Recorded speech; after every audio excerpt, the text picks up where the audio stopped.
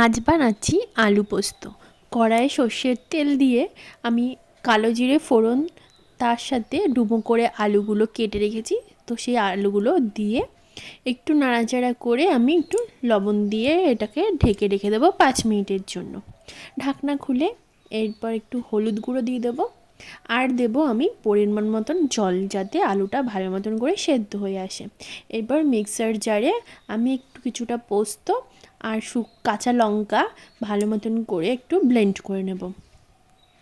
তো ফোটা হয়ে গেলে 5 মিনিট পর ঢাকা খুলে এরপর আমি পরিমাণ মতন দিয়ে দেবো চিনি, আর আমি যে পেস্টটা করে রেখেছিলাম সেই পেস্টটাও আমি তাতে দিয়ে দেব।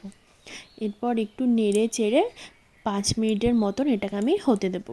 গামাখা হয়ে আসলে ব্যাস গ্যাসের ফ্লেমটা আমি অফ করে দেবো। আমার তৈরি হয়ে গেল আলু পোস্ত। তোমরা চাইলে ওপর থেকে একটু সর্ষের তেলও দিয়ে দিতে পারো। তো রেসিপিটা কেমন লাগলো কমেন্টে জানিও।